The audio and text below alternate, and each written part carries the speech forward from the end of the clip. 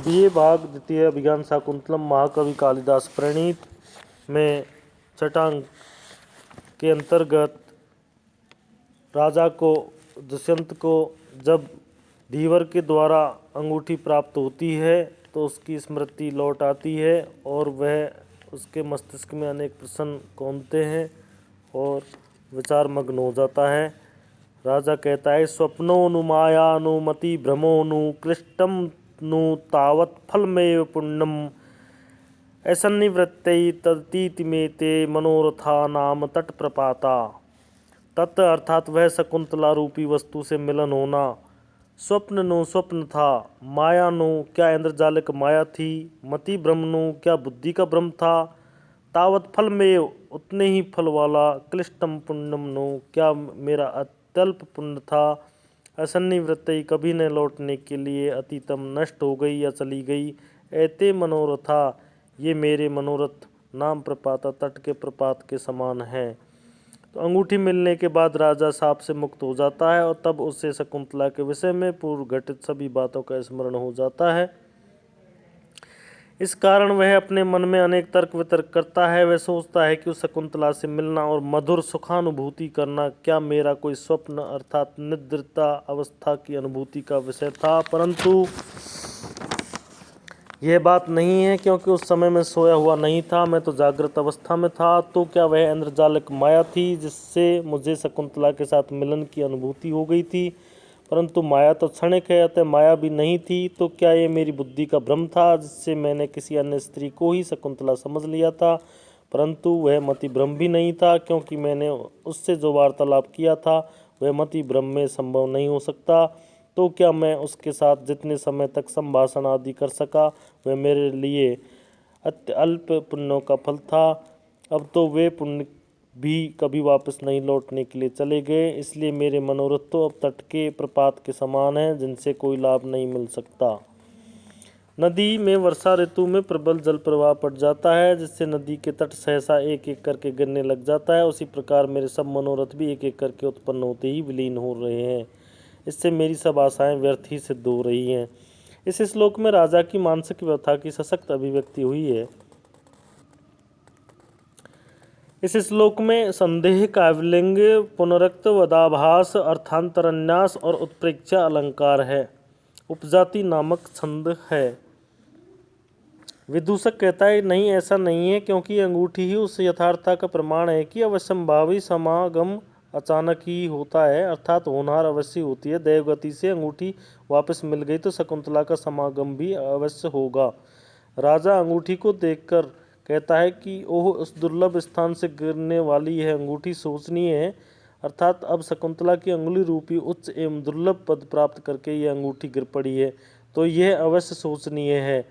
तब सुचरिताम अंगुलीयम नूनम प्रतनु ममेव भाव्यते फलेनः अरुण नख मनोहरासु तस्याः शुचोत्तमसी लब्धपदम यद अंगुलीसु।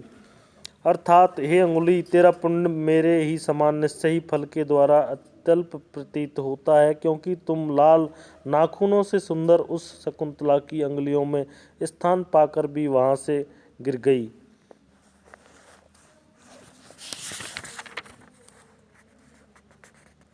प्रस्तुत श्लोक में भी अनुमान, काव्यलिंग, उपमा, समासोक्ति अलंकार है। अर्थांतरण संक्रमित वाच्य ध्वनि है। सानुमति कहती है कि यह अंगूठी किसी अन्य के हाथ पड़ जाती तो अवश्य सोचनीय हो जाती। विदूषक कहता है कि हे मित्र, आपने यह नामांकित अंगूठी किस उद्देश्य से उस देवी शकुंतला के हाथ में दी थी। राजा कहता है, सुनिए, अपने नगर के लिए प्रस्थान करते हुए मुझसे प्रिय शकुंतला ने आंखों में आंसू भरकर कहा था कि आर्यपुत्र कितने दिनों में मुझे समाचार देंगे। इसके बाद इस अंगूठी में पहनाते हुए मैंने कहा था कि एकैकमत्रः दिवसे मदीयं नामाक्षरं गणः गच्छसि यावदन्तं तावतः प्रिये मदरोदग्रह प्रवेशम नेता जनस्तव समीपमुपश्यतीति। हे प्रिय शकुंतले, अत्र है इस अंगूठी पर दिवसे दिवसे प्रत्येक दिन एक एक मेरे नाम के अक्षर को गिनना, जब तक तुम उन अक्षरों की समाप्ति तक पहुंचोगी तब तक मेरे अंतःपुर में प्रवेश के लिए ले जाने वाला व्यक्ति तुम्हारे पास आ जाएगा। तो विदूषक के पूछे गए प्रश्न में राजा दुष्यंत कहता है कि मैंने तपोवन से नगर के लिए प्रवेश किया था। उस समय प्रिया शकुंतला ने आंखों में आंसू भरकर मुझसे पूछा कि आप अपना समाचार कब तक भेजोगे। तब मैंने उत्तर देते हुए उसकी उंगली में यह अंगूठी को पहनाते हुए कहा था कि तुम प्रतिदिन इस अंगूठी पर खुदे मेरे नाम से एक एक अक्षर को गिनना। जो ही इस क्रम से सब अक्षरों की गणना पूरी हो जाएगी उस दिन मेरे अंतःपुर में ले जाने वाला व्यक्ति तुम्हारे पास आ जाएगा। प्रस्तुत श्लोक में स्पष्टतया 5 दिन में आदमी आएगा ऐसा न कहकर जो नामाक्षर गणना का व्यपदेश किया गया है इससे पर्यायोक्ति अलंकार है। सकारण व्याकार्थ होने से काव्यलिंग अलंकार तथा वर्णावृत्ति से 6 का अनुवृत्तिकृत अनुप्रास है। वसंत तिलका नामक छंद है। उक्त श्लोक में प्रसाद गुण एवं वैदर्भी रीति है। राजा कहता है कि सची तीर्थ की वंदना करती हुई तुम्हारी अर्थात प्रिय शकुंतला के हाथ से गंगा के प्रभाव में यह अंगूठी गिर गई। सानुमति कहती है कि इसलिए अधर्म से डरने वाले इस राजऋषि ने उस बेचारी शकुंतला के साथ विवाह होने की बात के विषय में संदेह किया था। नहीं तो इस प्रकार के प्रगाढ़ अनुराग के लिए अभिज्ञान किसी परिचायक चिन्ह की क्या आवश्यकता होती। तो ये विस्मरण किस कारण हो गया।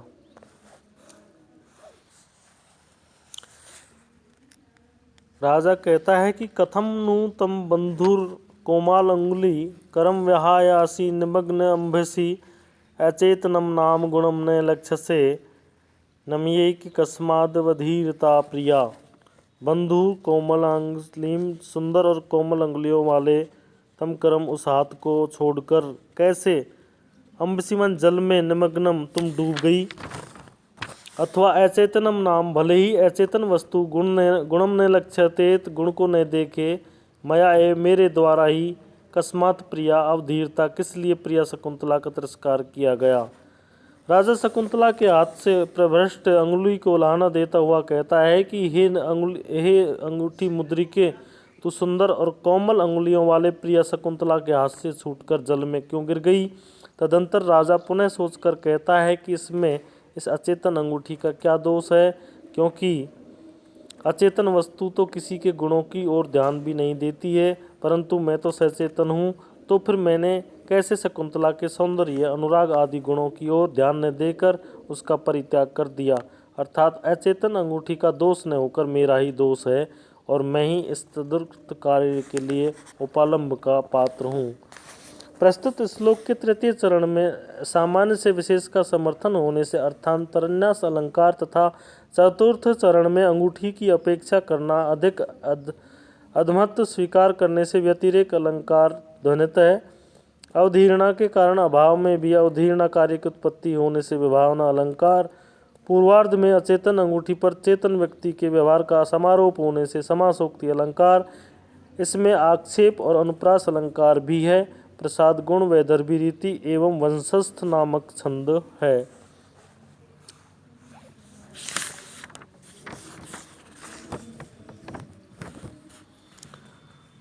राजा कहता है प्रिय बिना कारण परित्याग से पश्चाताप से संतप्त हृदय वाले इस दुष्यंत को पुनः दर्शन देकर अनुग्रहित करो।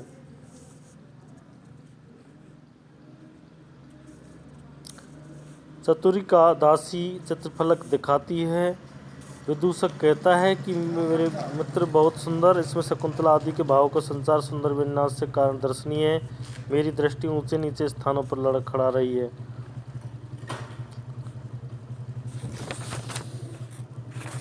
राजा कहता है कि यद्यतः साधुन चित्रे स्यात् क्रियते तत्तन्यथा तथापि तस्या लावण्यम रेखया किंचिद अन्वितम। अर्थात चित्र में जो असुंदर होते हैं उन्हें सुंदर बना दिया जाता है, तथापि उस शकुंतला का सौंदर्य तो चित्र निर्माण तूलिका की रेखाओं से कुछ थोड़ा ही प्रकट हुआ है। वर्णावृत्ति से अनुप्रास अलंकार तथा अनुष्टप छंद है। उक्त श्लोक में दुष्यंत के कथन का अभिप्राय है कि शकुंतला का शारीरिक सौंदर्य संपूर्ण रूप से चित्रफलक में दिखाया जाना संभव नहीं है, क्योंकि उसे तो स्वयं ब्रह्मा के चित्रफलक पर रखकर और संसार से सभी श्रेष्ठ पदार्थों का संकलन कर बड़े मनोयोग से बनाया है।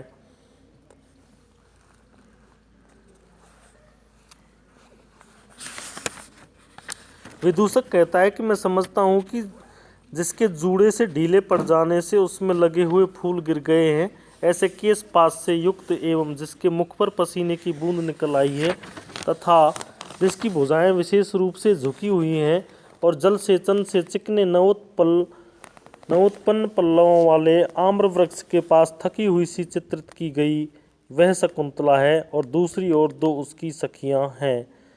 राजा कहता है कि स्वर्णांगुली विनिवेशो रेखा प्रांतेषु दृश्यते मलिनः अश्रु च कपोलपतितं दृश्यम इदं वर्णिकोच्छ्वासातः। अर्थात चित्र की रेखाओं के किनारे पर स्वेद युक्त पसीने की उंगलियों का विन्यास कुछ मलिन दिखलाई पड़ रहा है और रंग के फैल जाने से कपोल पर गिरा हुआ यह अश्रुकण दृष्टिगत हो रहा है।